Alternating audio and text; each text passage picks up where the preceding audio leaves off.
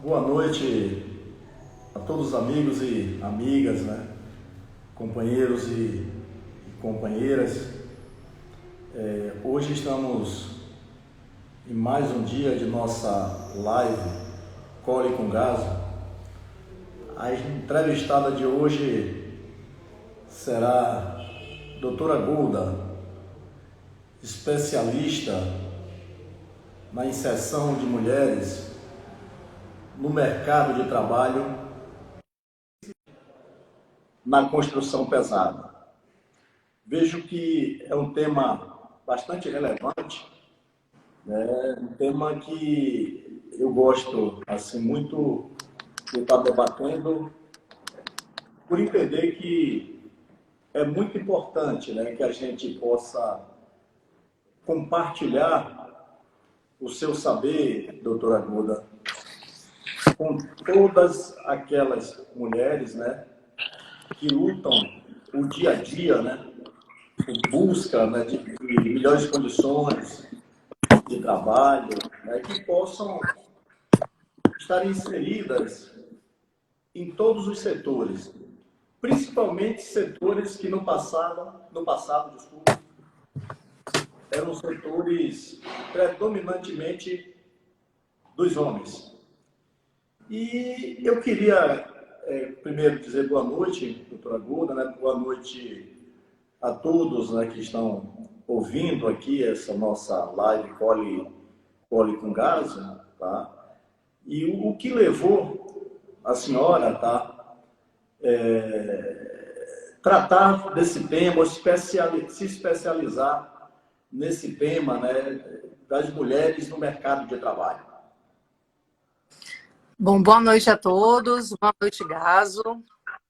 É um prazer estar aqui hoje, ainda mais discutindo e trocando ideias sobre um tema que é muito pertinente, muito relevante, não só do ponto de vista do sindicato, do microsistema sindical, mas de toda a sociedade, porque realmente a questão da inclusão da mulher no mercado de trabalho é um problema antigo e de difícil solução. Então, é uma luta de muitos anos e persiste, a gente consegue alguns resultados.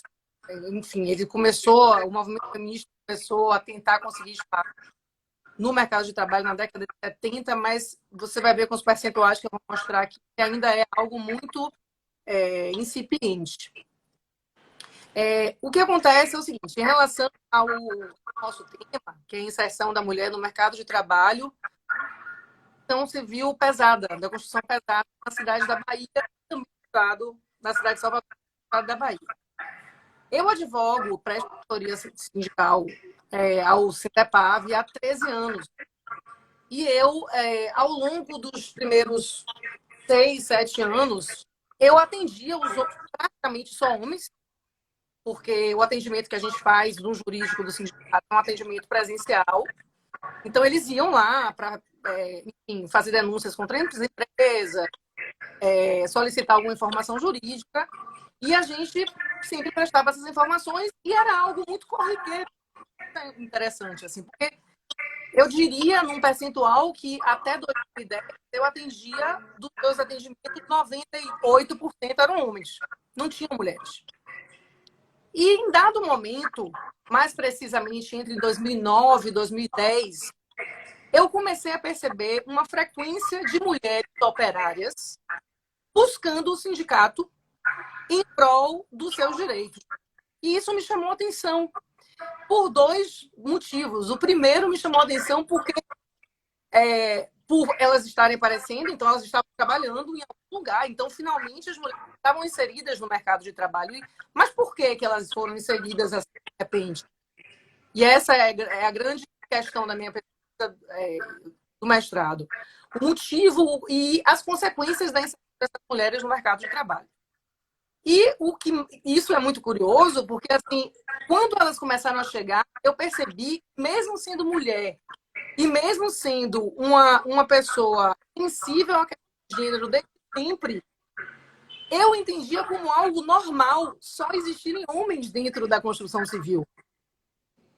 Era algo que para mim é isso mesmo. Era como se fosse, ok, a construção civil só tem homens. Até que eu me deparei com isso e me perguntei, mas por que as mulheres não podem trabalhar na construção? Sim, elas podem. E aí eu fui estudar isso. Então, na verdade, foi esse o grande motivo que me levou a estudar essa inserção. Por que aconteceu essa inserção? E aí, já adiantando um pouquinho o resultado dessa. Mais ou menos nos anos de 2010, 2011, algumas obras de grande porte começaram a se iniciar em Salvador. A Arena Fonte Nova foi especialmente uma delas. E nessa obra, a gente teve um quantitativo muito grande de mulheres.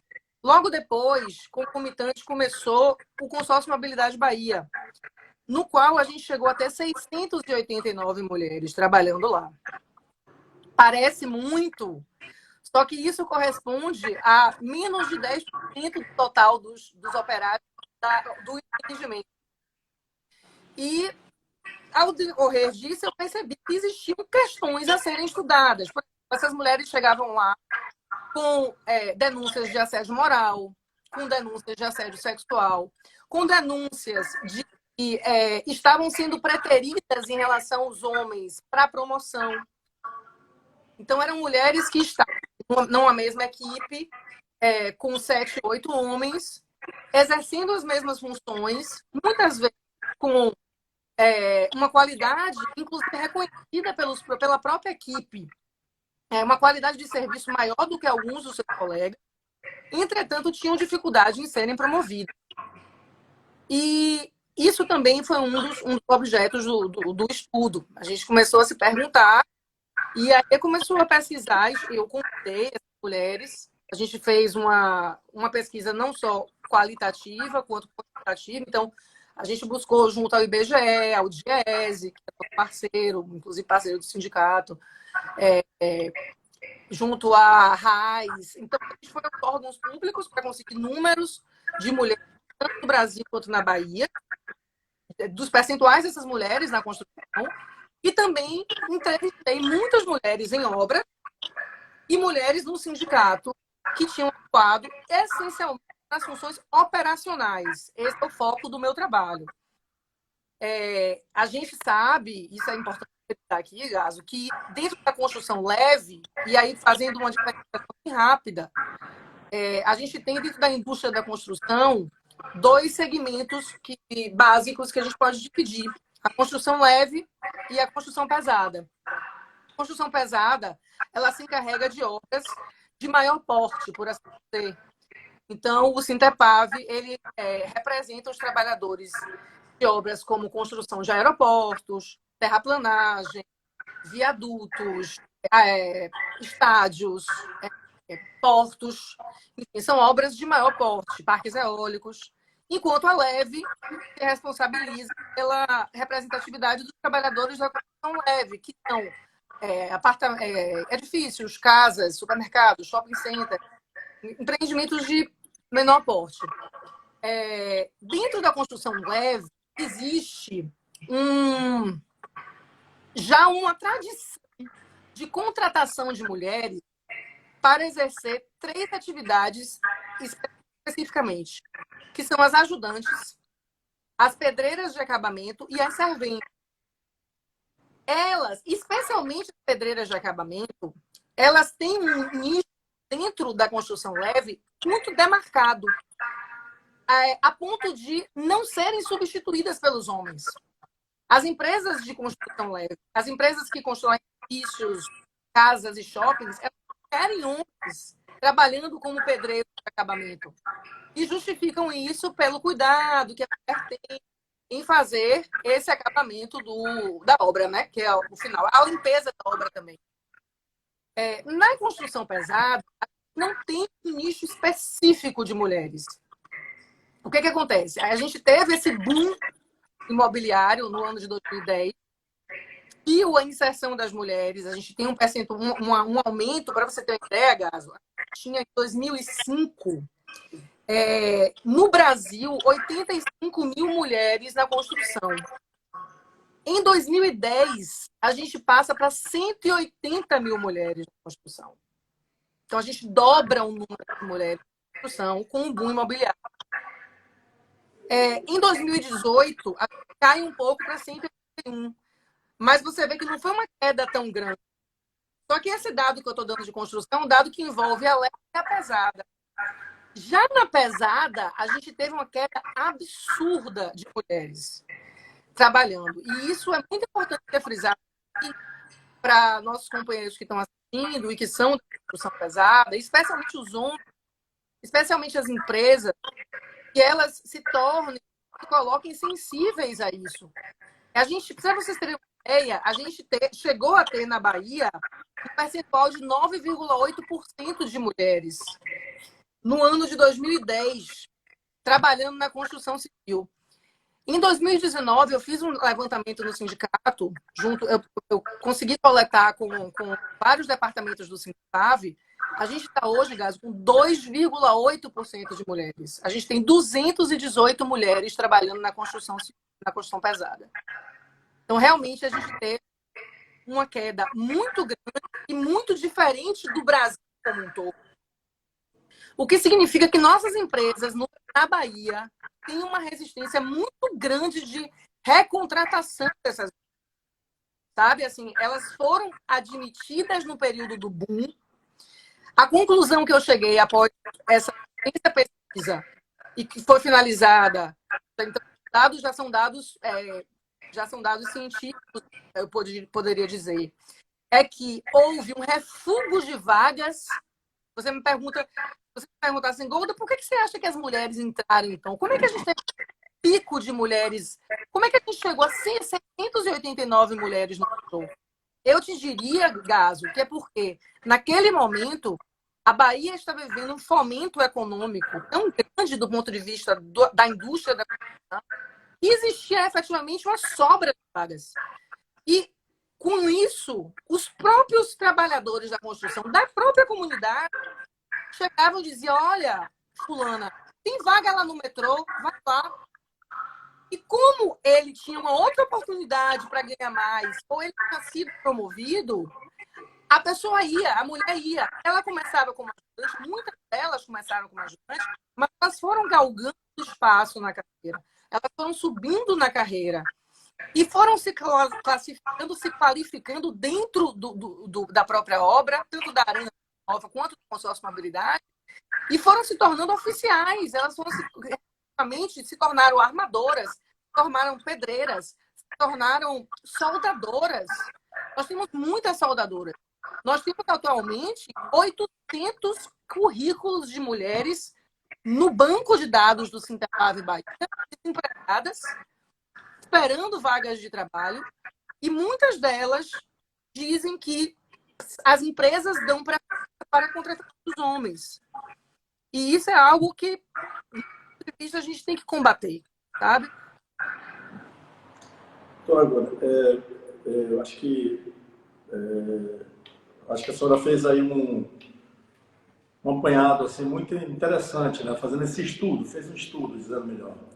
Um estudo, né, aprofundado nesse tema que tanto nos interessa, né? E me fez lembrar, né, você falando, me fez lembrar da saudosa Nair Goulart, tá? Que foi presidente da Força Sindical no estado da Bahia e da Força Sindical Nacional, né? Era a bandeira que ela mais defendia com afinco mesmo, né? Nós tivemos um momento assim na Bahia, tá? Jamais visto, né, da defesa dos interesses, né, das mulheres. E daí era uma pessoa que estava em ação o tempo todo debatendo, tá, esses temas, né, com os poderes públicos, né, nacional, estadual e municipais, né, de vários municípios aqui do estado da Bahia. Ela fazia esse trabalho belíssimo, né? Por falar nisso, nossa saudosa companheira Nair Goulart, ela vai fazer dia 7 de setembro, fará 4 anos que a companheira nos deixou fisicamente, tá? Nos deixou fisicamente, materialmente, mas espiritualmente ela ainda está entre nós. Está entre as mulheres, né? Com certeza, eu acho que quem teve o privilégio, vou dizer assim, de estar por aí, de fazer o debate, tá? Com certeza verificou que o que ela fazia vem de dentro, né? Vem de dentro, do coração. Então, por isso que ela fazia, né? Com toda a dedicação e carinho, né? E vejo, assim, a sua preocupação também com esse tema tão importante e hoje você se debruça nisso. E é importante.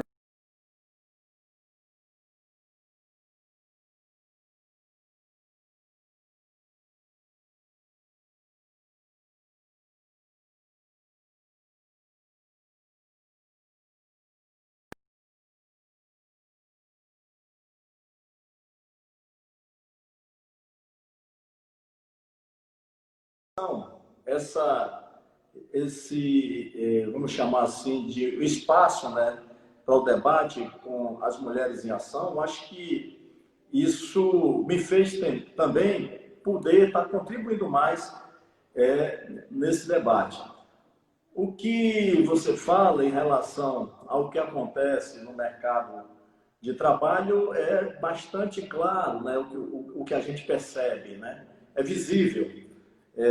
Que há uma dificuldade, né, das mulheres. Aí é quando a gente consegue também verificar das mulheres, as mulheres brancas, né, entre mulheres brancas e mulheres negras, a gente percebe que as mulheres negras têm mais dificuldade ainda do que as mulheres brancas. E se a gente for fazer uma comparação de salários, né, aí a mulher branca ganha mais do que a mulher negra e, por sua vez, o homem negro também acaba ganhando menos do que a mulher branca.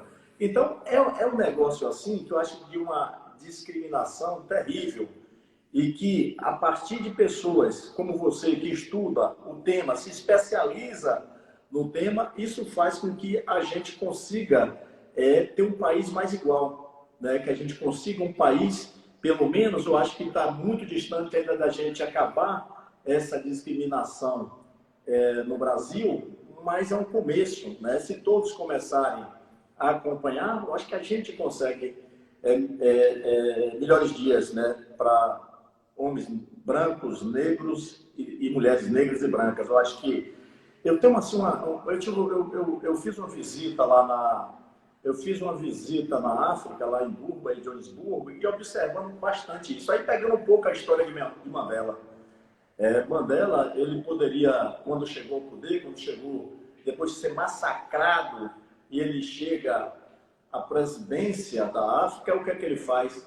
Ele poderia, pelo que sofreu, fazer um apartheid entre brancos e negros. Ele poderia então fazer um governo só para os negros, mas ele fez um governo para todos. Com E certeza. isso é importante. Foi assim de uma magnitude fantástica. Eu digo que é um homem, para mim, tá, que eu admiro muito, o Mandela. Né? Eu costumo dizer que admiro muito, eu não admirava, admiro muito, porque eu penso sempre na questão espiritual, né? Que ele está também na sua nação, na África, está no mundo, está presente, e sua bandeira ficou fincada, está na defesa da igualdade entre homens negros e brancos, mulheres negras e brancas. Eu acho que foi importante isso. Mas eu assim, o que você coloca dessas 800 mulheres que nós já tivemos foi um momento muito bom. Como você falou, foi o boom da construção.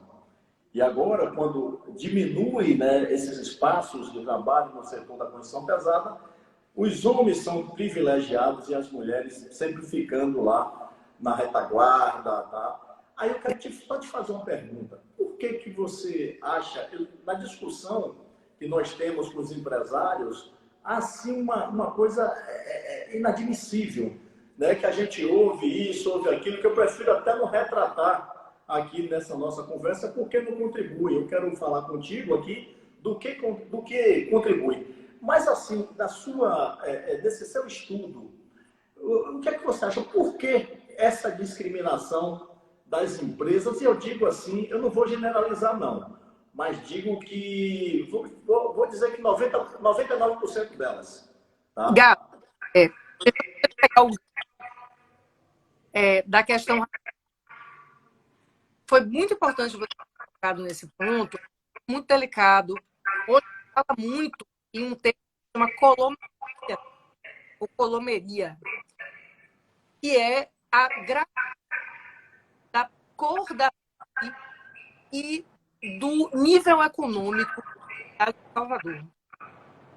E do que eu estou falando, isso não é o objetivo da minha pesquisa, eu estou falando de forma simplesmente de observação. Mas eu acho que eu posso falar como observador. Meu áudio tá bom? Tá ouvindo? Tá dando para ouvir. Tá. Como observador e como uma pessoa que foi às obras, eu observei uma coisa muito interessante. Existe uma diferença de cor entre as serventes, porque é como se você tivesse uma posição das mulheres na posição pesada.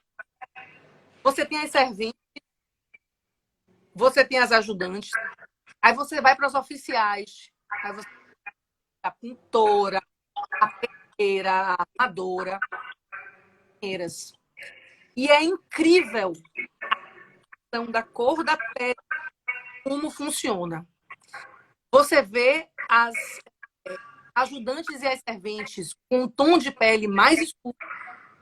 Você vê as oficiais com as técnicas de segurança do trabalho. Você vê as carteiras, as soldadoras com um tom de pele um pouco menos mais claro. E você vê as administradoras, assistentes sociais brancas. Na sua maioria. E isso retrata muito o passado escravocrata. E algo que a gente está vendo muito, uma hora aqui, acho, mas realmente a gente poderia ficar 3, 4, 5 horas falando sobre tudo que está acontecendo no mundo em relação à luta pela que é as vidas negras importam. E é muito isso que em Salvador, sabe? Vive uma desigualdade racial e uma divisão racial do trabalho. Não é uma divisão sexual do trabalho. Você tem uma divisão do trabalho muito clara. Homens ganham mais e as mulheres ganham menos.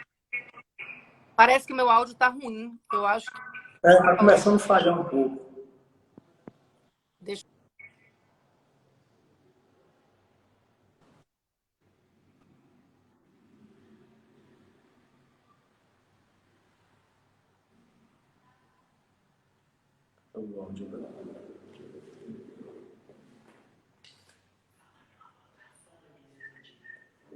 Doutora Guda, você não tem um fone, não? Poderia colocar um fone, acho que ficaria melhor. Melhorou agora? Melhorou agora? Eu acho que sim, vamos lá. Melhorou. Pronto. É porque o Wi-Fi aqui em casa está meio ruim. Então, essa questão da gradação da cor da pele é realmente uma questão sensível. Só para responder um pouco da sua pergunta, da questão realmente de existir uma diferença de tonalidade da pele entre os cargos mais baixos e, à medida que você vai crescendo, que você vai chegando às administradoras, às engenheiras, às assistentes sociais, você percebe vão se tornando, a cor da pele vai se tornando mais. Melhorou o áudio? Tá bom, estou ouvindo bem. Tá bom. Você está ouvindo bem? Pronto, melhorou. Show. Joia.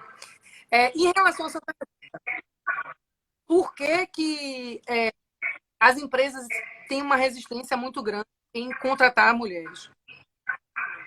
A resposta primeira resposta que eu vou dar chama patriarcado. A sociedade tem ainda incutido dentro de si a ideia de que o homem é o provedor da casa. E mesmo que inconscientemente, as empresas, as indústrias priorizam a contratação dos homens em relação às mulheres. simplesmente porque no imaginário popular é o homem que provê a família, que provém a família. Só que isso não é verdade. Isso é muito importante ser registrado. Nós estamos no ano de 2019 com 45% das famílias brasileiras chefiadas por mulheres.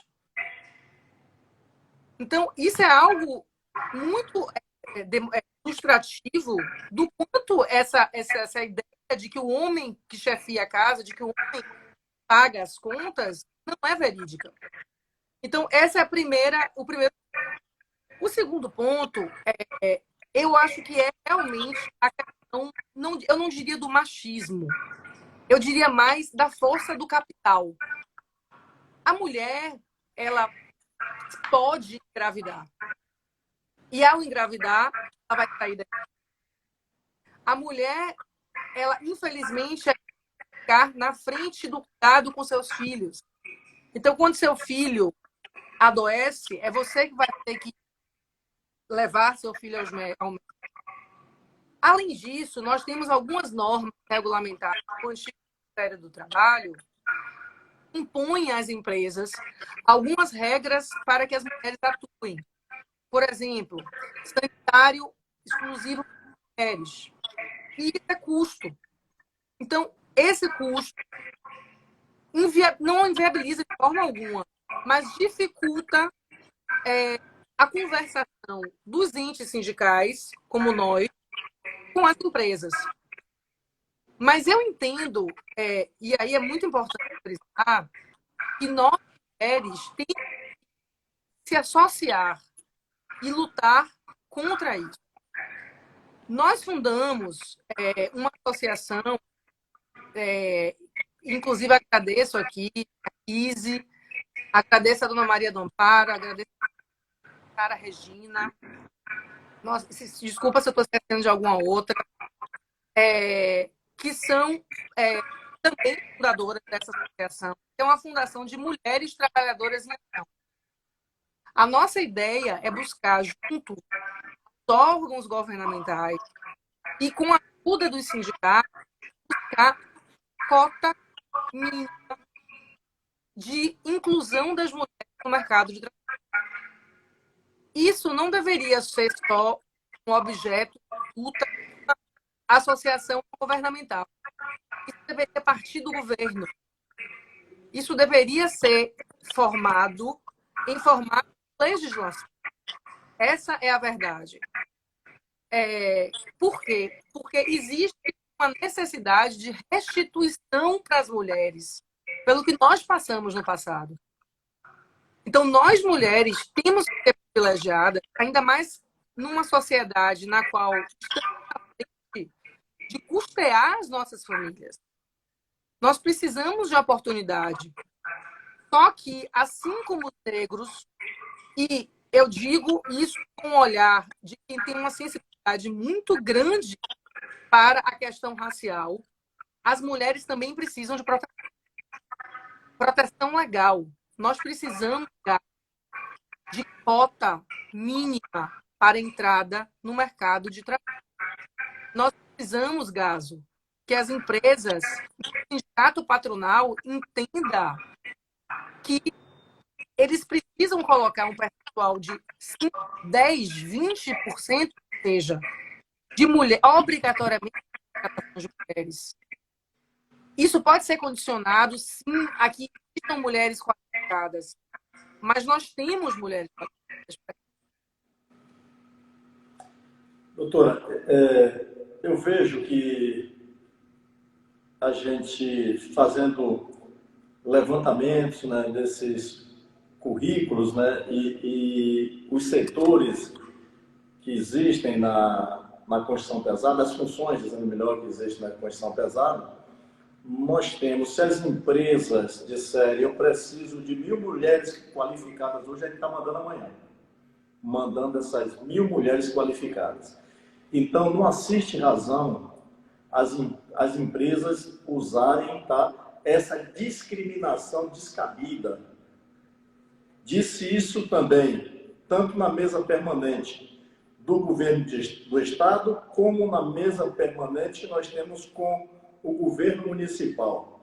Que o governo municipal e o governo estadual, eles precisam ser sensíveis a esse tema, né, que é da inserção de mulheres no mercado de trabalho. Então, precisa, a partir da publicação, da licitação, da abertura de licitações, né, para que as empresas possam concorrerem, tá, nesses editais que são publicados por esses órgãos públicos, que precisam estar contido ali isso, já preconizado, né, de que as empresas serão obrigadas, porque infelizmente eu não gosto dessa palavra obrigada, mas com as empresas têm que ser obrigadas, porque infelizmente a gente está tentando buscar o diálogo, aliás, tentando não, a gente busca esse diálogo, mas só que as empresas sempre encontram subterfúgios para dizer que não dá, porque aquele setor ali não pode. Por que não pode? As mulheres podem sim, em todos os setores. Então, se constar isso nos editais, passa a ser obrigatório que as empresas cumpram, porque senão elas serão eliminadas. Tá? Serão eliminadas. Então, a partir dos editais, isso pode acontecer tranquilamente, não tenho dúvida nenhuma disso. E nós temos, assim, já previsto aí, tá? Falta confirmar só a data, tá? Dessas reuniões, tanto com a mesa permanente do governo do estado, como a mesa permanente com o governo municipal, que traremos esse ponto novamente, que fizemos lá atrás, mas houve, a partir da pandemia, parou um pouco isso, né? Porque até para a gente ver como era que a gente ia se movimentar, até a gente entender melhor como a gente poderia, tá, se prevenir melhor contra essa questão desse mal invisível que atinge a população mundial. Mas isso será retomado em breve e, com certeza, tá, eu irei convidá-la também para fazer parte dessa mesa, né, porque outras companheiras já participaram e acho que, principalmente assim, doutora, você como especialista na área, isso será de grande valia nessas mesas permanentes para a gente, eu digo, conseguir avançar mais firmemente nessa questão da busca, né, de inserção das mulheres nesse mercado. E você disse muito bem que no passado foi assim, era altamente masculina, né? Hoje a gente conseguiu ir furando o bloqueio, as mulheres foram furando esse bloqueio, né, e vem avançando. E por que não assiste razão as empresas praticarem tal discriminação? Porque eu sempre digo para meus companheiros, homens, né, que podem ajudar muito nesse debate. Então, não vão nessa de que porque as mulheres não conseguem produzir igual a nós homens. Ledo engano, porque as mulheres, elas conseguem produzir em todos os setores que nós homens produzimos. E digo, sem nenhuma vergonha de dizer que sou homem, assumir e dizer que as mulheres, elas conseguem fazer o seu trabalho com muito mais eficácia do que nós homens. Por quê? Porque as mulheres têm um poder de percepção muito maior do que o nosso, são detalhistas, observadoras e muito mais compromissadas com qualquer que seja o empreendimento. E isso eu já percebi de perto, lá em São Roque do Paraguaçu, uma empresa que estava lá chamada EBAC, ela colocou as mulheres, por exemplo, substituiu, tá, os homens por mulheres. Por quê? Os homens não estavam tendo o compromisso que deveriam ter e aconteciam muito retrabalhos em alguns setores. E aí, quando ele passou a trabalhar com mulheres, a produção dele avançou. Mas sabe por quê? A questão do compromisso e perfeição, né? Os detalhes, quando eu falo que as mulheres são detalhistas. Então, digo para você sinceramente, sou sindicalista, tá? Mas digo que se fosse empresário, eu colocaria minha empresa com poucos homens. E colocaria a maioria absoluta de mulheres para trabalhar se eu fosse empresário. E digo aqui para os empresários, tá, que estão nos ouvindo, faça esse teste. Eu sonho, né, um dia, tá, que haja uma equidade entre homens e mulheres, em qualquer que seja o setor de trabalho, que haja 50-50, 50% de homens e 50% de mulheres. Eu acho que aí nós teremos perfeito, tá? Teremos um espaço de trabalho perfeito, mais harmônico, né? E com muito mais respeito entre homens e mulheres, principalmente para os homens para com as mulheres. Eu sempre digo, vamos ajudar nossos companheiros no sentido de enxergá-las como profissionais que são. Não podemos ter um outro olhar, a não ser um olhar profissional, um olhar humano de solidariedade. Isso que é importante. Não podemos ter um olhar, em qualquer setor de trabalho, um olhar para as mulheres diferente disso que estou colocando aqui. Então, tem que ter respeito. Então, a senhora falou de um tema muito importante aí, que é a questão dos assédios. Os assédios, principalmente os assédios dos homens para com as mulheres, ele é muito mais perverso, ele é muito mais grosseiro. Então, eu digo assim, sinceramente, de que repudio qualquer tipo de assédio, seja ele moral ou sexual, não pode existir. Tá? E a gente tem que trabalhar em ambiente sadio e não ambiente doentio. Então, eu digo que esse tema aqui, o que nós estamos debatendo aqui, digo que gosto de fazer esse debate e converso muito com companheiros meus, tá? E digo, vamos ajudar nessa luta. Mas não é porque nós homens somos bonzinhos com as mulheres, não é? Porque elas são tão capazes quanto nós de estar em qualquer setor, tá? No Brasil ou no mundo. E Gaso, tem um aspecto que você falou e que é importante ressaltar.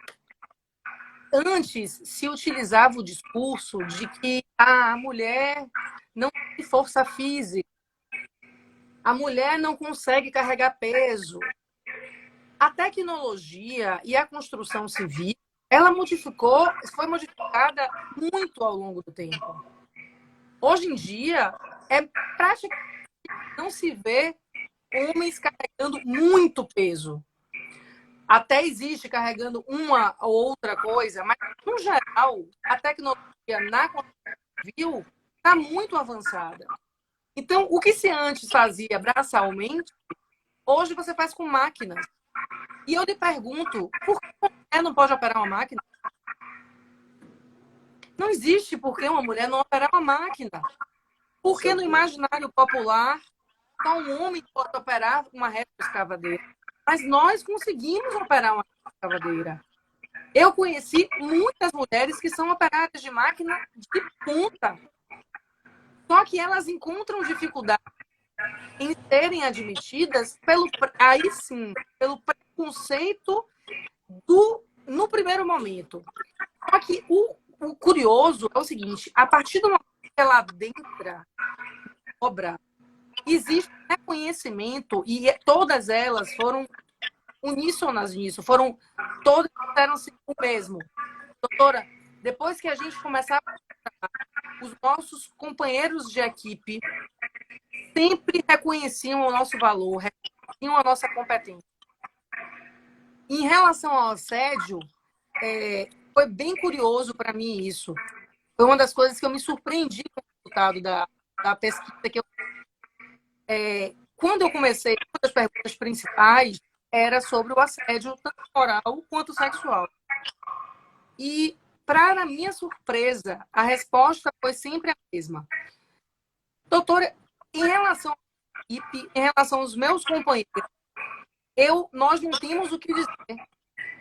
Éramos bem tratadas, fomos bem recebidas, e sempre no final da obra, a gente estava ensinando a eles muitas coisas que a gente tinha aprendido na qualificação, justamente pela percepção e pelo cuidado que a mulher tem. Agora, a grande reclamação das mulheres era em relação aos superiores hierárquicos. Isso é um problema. Então, assim, e pior do que das superioras hierárquicas. Então, assim, eu ouvi de muitas operárias de campo que sofriam assédio, que eram hospitalizadas pelas gerentes, pelas enfermeiras, pelas administradoras. E isso é algo que não pode acontecer.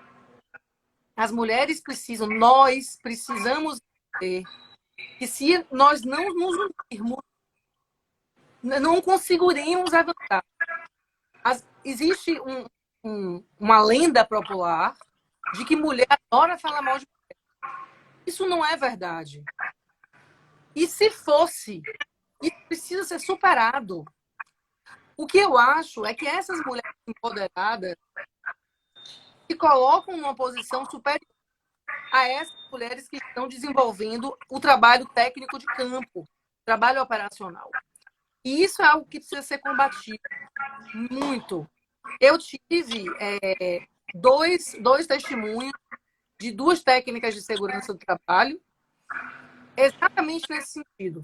Eram técnicas que ficavam no administrativo, mas iam para campo e tinham contato direto com as engenheiras. Sofriam horrores com as engenheiras. Então, isso foi algo que realmente me entristeceu e me fez perceber o quanto isso também é algo a ser debatido, a ser colocado nas empresas. Os homens também passam isso, essa questão do assédio moral dos superiores hierárquicos. Eu já fiz muitas reuniões do sindicato, denúncias de trabalhadores em relação, por exemplo, ao pessoal de saúde, aos médicos, aos técnicos de segurança no trabalho, aos enfermeiros, que maltratavam, por exemplo, um trabalhador ou uma trabalhadora que estava doente. Então, isso realmente é algo que nós vamos combater, essa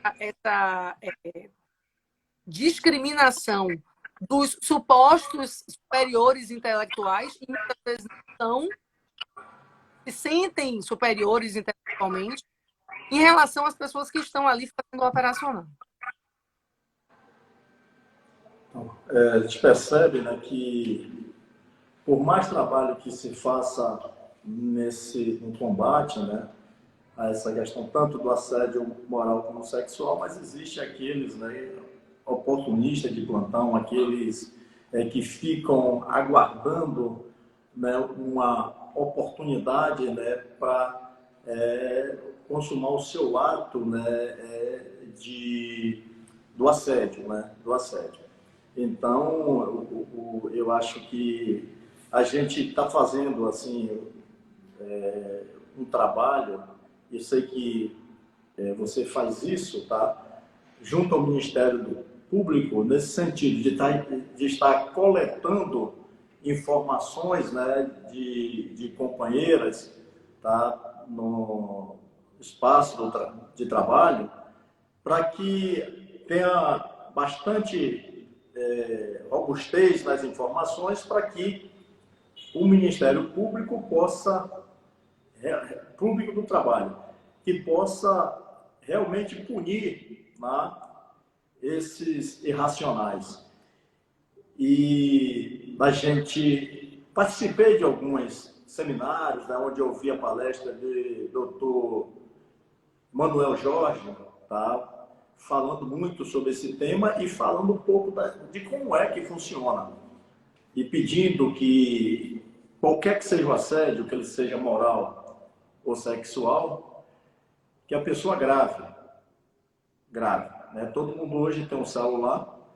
Se assediado uma vez, esse assediador vai tentar outras vezes. Então, quando ele chegar, já grave, pegue seu celular, já espere. Tá? Porque isso, e a senhora, doutora Goda, como operadora do direito, especialista no tema também, já vem instruindo, né, as mulheres nesse sentido. Porque o Manuel Jorge disse, se chegar uma gravação dessa lá, é o suficiente para ele colocar na cadeia, né, para oferecer denúncia ao Ministério Público Estadual, para que esse assediador que ele vá preso. Porque, sinceramente, eu vejo que um cidadão desse é doente, ele precisa sair do nosso meio e passar um tempo enclausurado, ou seja, preso, para que ele aprenda a respeitar principalmente as mulheres. Então, se é um crime, isso para mim é um crime. Um crime que é inafiançável, que é exatamente cometer esse tipo de assédio. principalmente o sexual, e que adoece as pessoas, né? Se a gente conversa com mulheres que elas estão doentes exatamente por esse tipo de ação. E nós temos que combater, mas para valer mesmo, e oferecer denúncias, tá? E digo assim que te agradeço exatamente por essa sua determinação, né?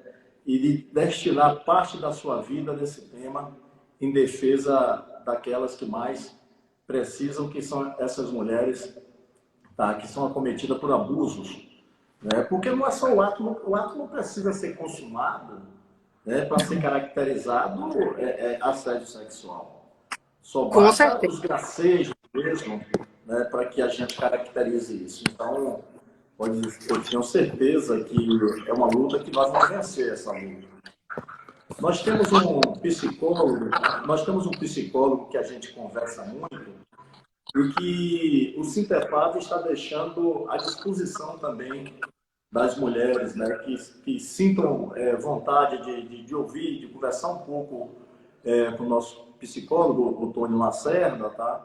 Ele está à disposição, é só ligar para o sindicato, tá? E marcar, independente das companheiras estarem empregadas ou não, tá? Porque o Sinterpab atende a todos, tanto quem está empregado como desempregado.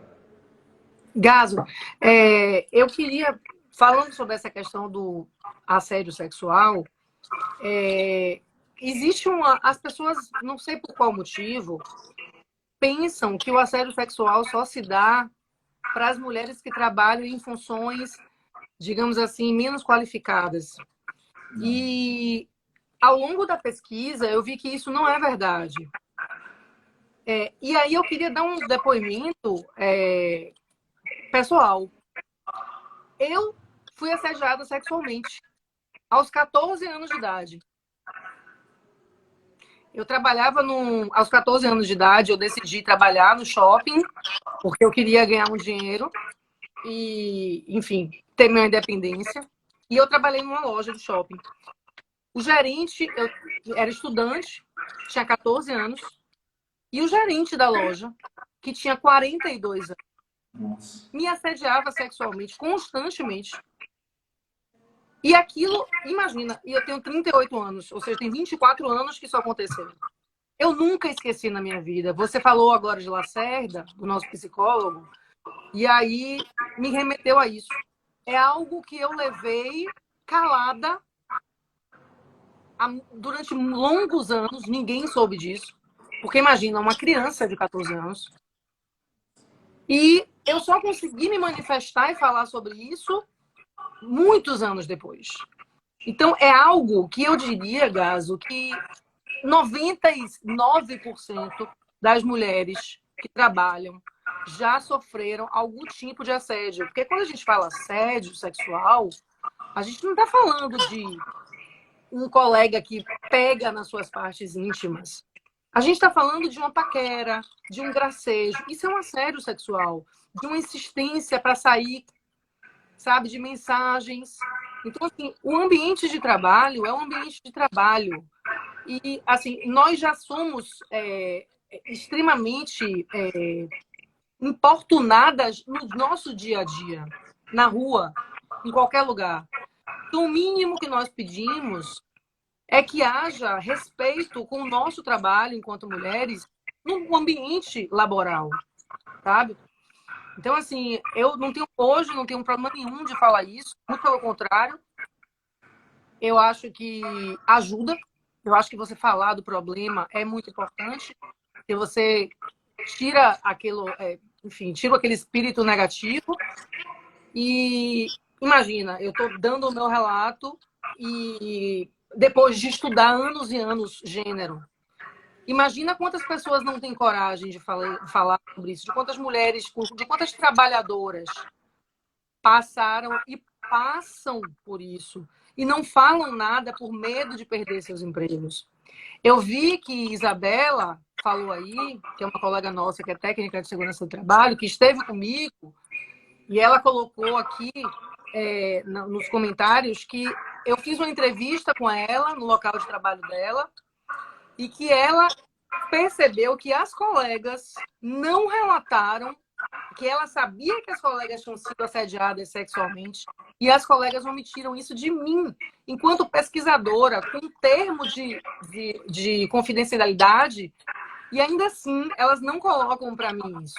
Para você ver o quanto é um assunto sensível para as mulheres, quanto isso precisa ser trabalhado em todas as esferas, governamentais, federais, estaduais e prefeituras, sabe? E também nos entes privados, representantes de trabalhadores, como sindicatos, Ministério Público e tudo mais. Doutora Guda, vejo que...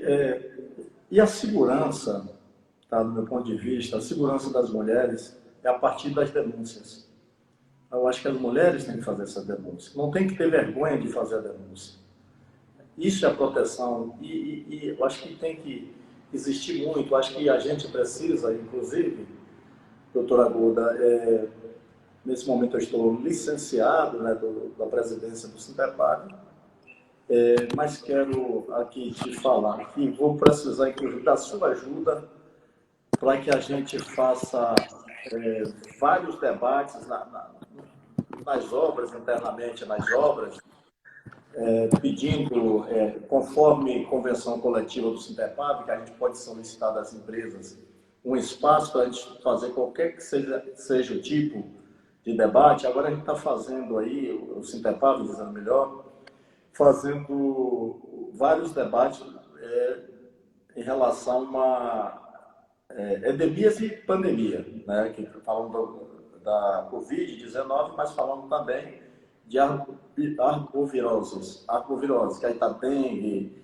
zika vírus, tá a questão da chikungunya, HN1, e falando também da questão da leptospirose, né? E eu acho que eu quero que você me ajude nisso, tá? Com fé em Deus, né? Se Deus permitir, retornarei depois do dia 15 de novembro, tá? À presidência do sindicato. E quero que você me ajude muito nesses debates, que a gente possa estar fazendo esse debate no espaço interno das empresas, debatendo esse tema que é muito importante, com profissionais da área, tá? Para a gente estar fazendo esse debate, para fortalecer nessa luta contra essa questão, tanto do assédio moral como sexual, né? Com painéis, com material impresso, né, para que a gente realmente, em parceria com o Ministério Público do Trabalho, Ministério Público Estadual, Tribunal Regional do Trabalho, e trazer também para essa discussão, desse debate que nós faremos, com fé em Deus, né, depois do dia 15, esse debate nas áreas internas, tá, das empresas, trazendo também as empresas. Tá? Trazendo a direção das empresas, trazendo o governo, tá? No caso aqui o governo municipal de Salvador, trazendo representantes do governo do estado nessa área de saúde, para que a gente realmente consiga combater isso. Mas eu quero aqui, doutora Guda, inclusive está chegando ao final aqui da nossa live, mas quero aqui pedir assim, a todas as mulheres que estão aqui nos acompanhando, tá? Que faça a denúncia. E quando chegar assim para fazer a denúncia, não se acanhe de falar, tá? Não tenha medo de falar e não se preocupe, se abra, principalmente com quem debate esse assunto, a exemplo, tá? De doutora Guda, exemplo do psicólogo Lacerda, porque se ela está em um ambiente seguro, pode ter certeza que a doutora Guda não vai chegar para a empresa, mas fulana de tal não é isso, vai acumular isso para que a gente, quando tiver que tomar providência, a gente toma para tirar do nosso caminho, tá, do ponto de vista legal, esse animal irracional. Né? Eu não sei nem se posso chamar uma criatura dessa, eu não sei nem se posso chamar de animal, que eu posso estar ofendendo os animais. Eu posso estar ofendendo os animais.